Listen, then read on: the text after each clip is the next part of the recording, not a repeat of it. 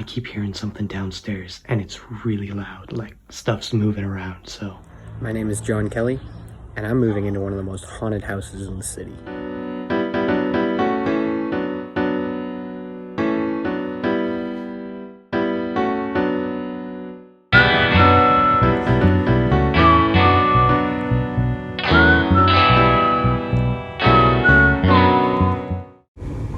Built in 1883, this historic farmhouse was originally owned by Anna and Emmett Bromley.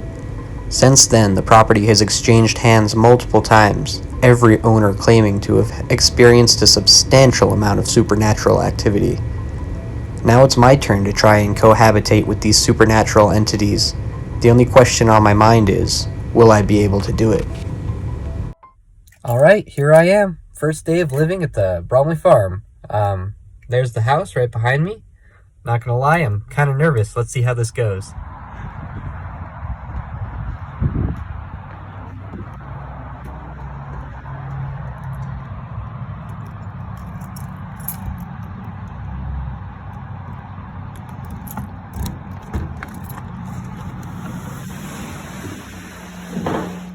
Well, this is it, guys. This is the house. I'm finally here.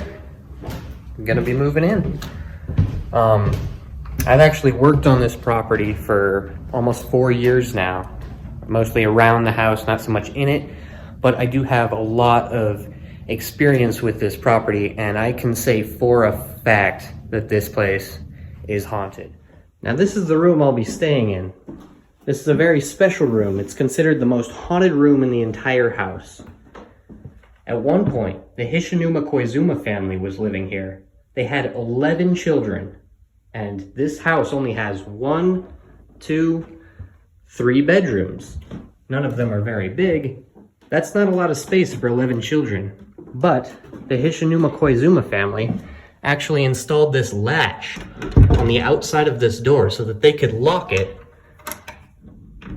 and no one was allowed to go in this room because they were so afraid of the ghosts that were haunting it.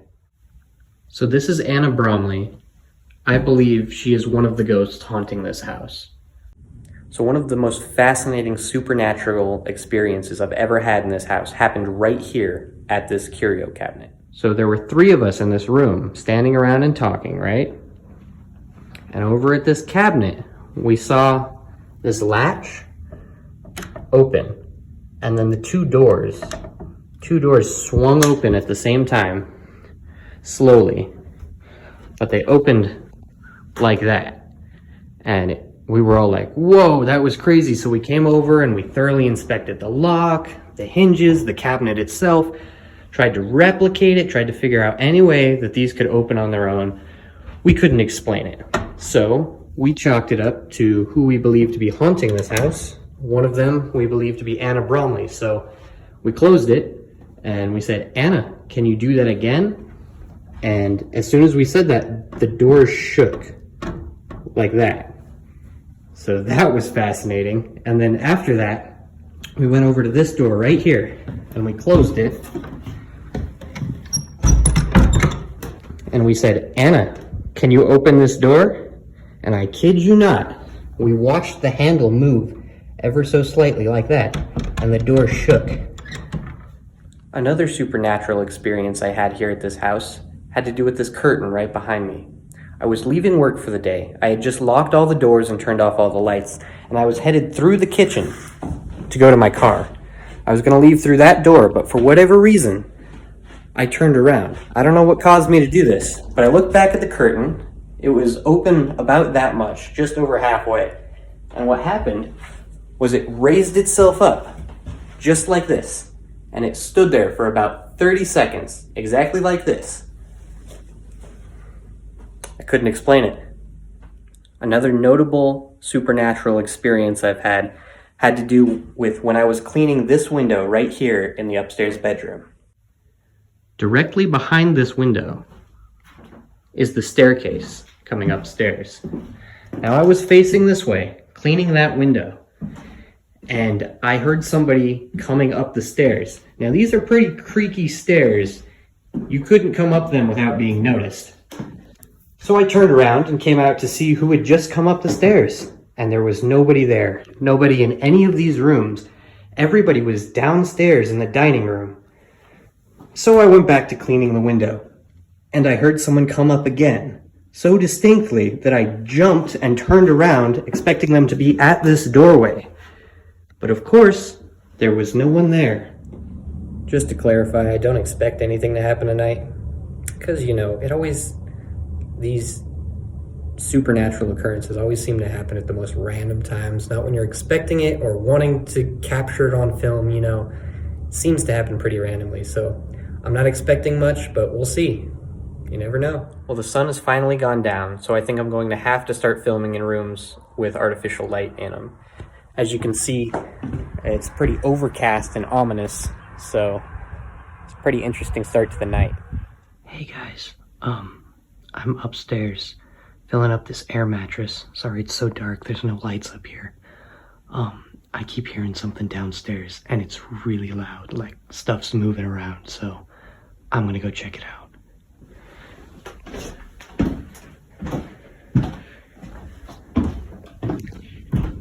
Hello? Is anybody here? Again, sorry, there's no lights in the rooms, so I can see, kind of, and I can tell you there's nobody in those two rooms. Hello?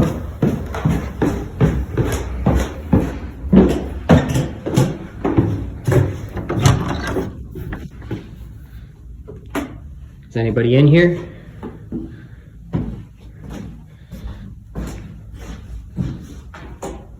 Hello? All right.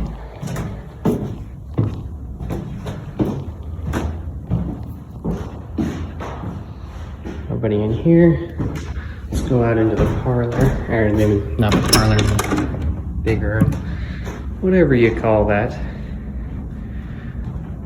And just so you know, this goes back into the conference room, which we were just in.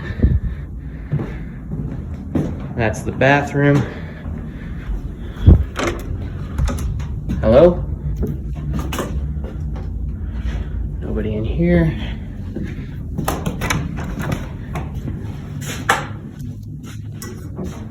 Nobody in here. It's the last room in the house, guys.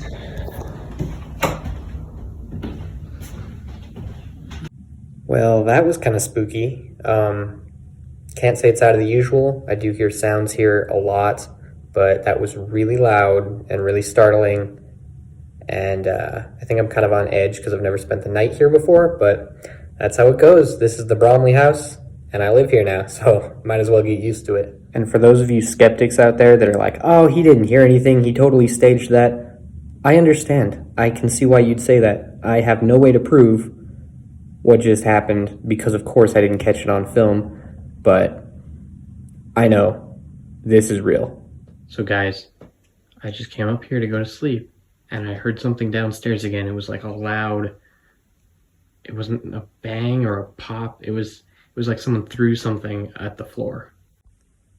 Now this is also kind of weird. It just got deathly silent. Like, this is an old house. It creaks, it cracks. You can hear cars going by outside. There is nothing. Nothing at all. This is the quietest I've ever, it feels like something's wrong, It's just that quiet. So I just discovered that you can take videos with the flash on, which would have been nice to know. As an update, the weird silence has gone away. I can now hear the wind outside. Finally, that was quite unnerving. This is the room I'm staying in.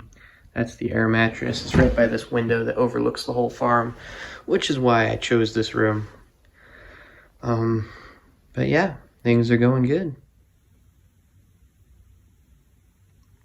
So I just heard the craziest sound.